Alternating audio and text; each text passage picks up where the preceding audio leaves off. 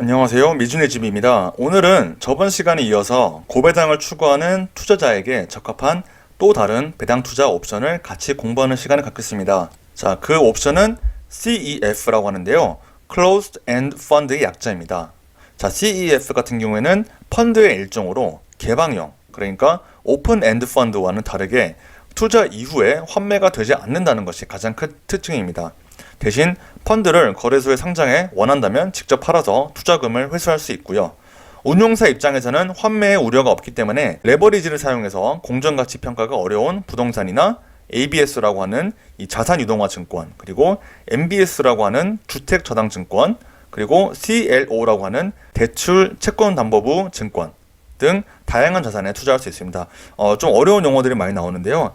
쉽게 얘기해서 운용사 입장에서는 비교적 자유롭게 리스크가 높은 자산에 자유롭게 좀 투자할 수 있는 그런 특징이 있다고 보시면 될 것 같습니다. 그렇다 보니까 일반 펀드에 비해서 수익률이 높은 편이지만 그만큼 좀 리스크가 높고요. 펀드 설정액에 따라서 거래량이 적은 경우가 있기 때문에 특별히 주의가 필요합니다. 또한 펀드 존속 시기가 정해져 있고 순자산 가치보다 싸게 사서 청산 시점까지 투자할 경우에는 프리미엄, 다시 말해서 이익이 발생하게 됩니다. 대표적인 CEF 예로는 BST, BSTG, 그리고 AIO가 있습니다. 모두 티커들입니다. 자, CEF와 ETF를 한번 비교해 보겠습니다. 좀 성격이 둘이 다른 그런 배당 투자 옵션들인데요. 먼저 이 CEF와 ETF 모두 상장이 되어 있습니다. 그리고 두 개 다 모두 언제든지 매매는 가능하다는 그런 특징이 있고요. 다만 유통 주식수 같은 경우에는 CEF는 고정되어 있습니다. 한번 설정이 되면은 그래서 변동이 없습니다. 반면 ETF는 운용사가 자유롭게 또 신규 발행할 수 있죠. 유통 주식수가 늘어나는 경향이 있습니다. 그리고 신규 자금 유치 면에서 보면은 일단 CEF 같은 경우에는 상장 전에 투자은행이 IPO를 진행합니다. 그러니까 공모를 진행하고요. 공모를 통해서 자금을 모집하고 상장 이후에는 추가 자금 유입이 없습니다. 반면에 ETF 같은 경우에는 상장 전에 별도 IPO 진행이 없고요. 그리고 상장 이후에 신규 주식 발행을 통해서 자금을 추가적으로 유치가 가능합니다.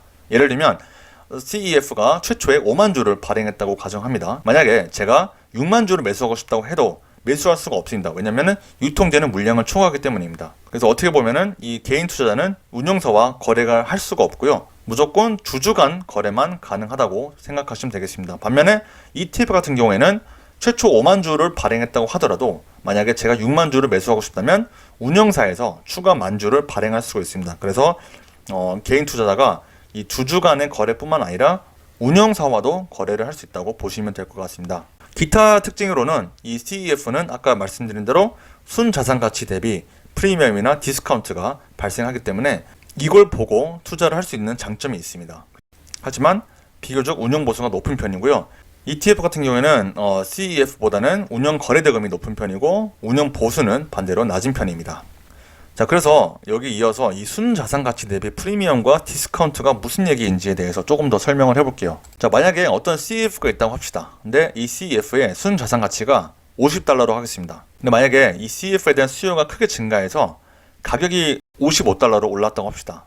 이거는 기본 이제 수요 공급의 원리죠. 이 수요가 증가하면 가격이 오르는 거는 이제 당연한 거죠. 그러면은 이 CEF의 순자산 가치는 $50인데 현재 주가는 $55이기 때문에 이 $5만큼의 지금 프리미엄이 발생하는 겁니다. 그리고 이 CEF는 이 $5의 프리미엄을 가지고 거래되고 있다고 볼 수 있는 거죠. 근데 만약에 반대로 수요가 감소해서 이 가격이 하락했다고 합시다. $45로 하락했다고 하면은 이 CEF는 순자산 가치 대비 $5의 디스카운트를 받고 거래를 하고 있는 거죠. 그래서 우리가 만약에 이 $45에 매수를 한다면 이 CEF에 어떻게 보면 적정 가치 대비 디스카운트를 가지고 싸게 매수를 할 수 있는 겁니다. 그래서 CEF 같은 경우에는 이 유통 주식수가 변동이 없기 때문에 이 순자산 가치 대비 프리미엄과 디스카운트를 산출하기가 용이하다는 장점이 있어요.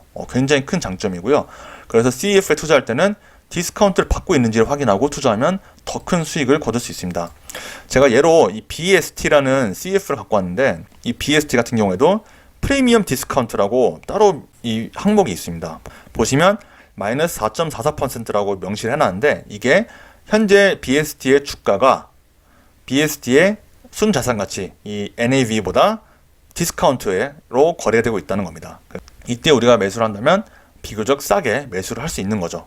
자, 조금 더 보겠습니다. 그래서 아까 말씀드린 대로 현재 이 당시 BSD의 디스카운트가 4.43%이고 배당 수익률이 5.23%이기 때문에, 그리고 운영 보수가 1.09%이기 때문에 다 더하면 8.58%의 수익률이 나옵니다.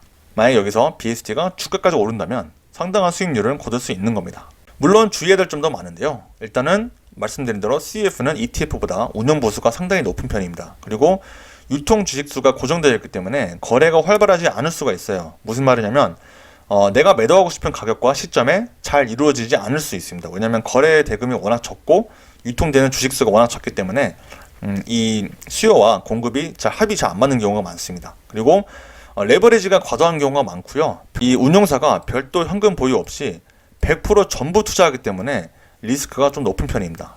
그래서 이러한 점들은 참고를 하셔서 투자를 하시면 되는데, 그래도 상당히 매력적인 배당 투자 옵션이다 라고 할 수 있겠습니다. 자, 그래서 오늘은 고배당을 추구하는 투자자에게 적합한 배당 투자 옵션인 CEF에 대해서 알아보는 시간을 가졌고요. 유익하셨다면 좋아요 한 번씩 부탁드리겠습니다.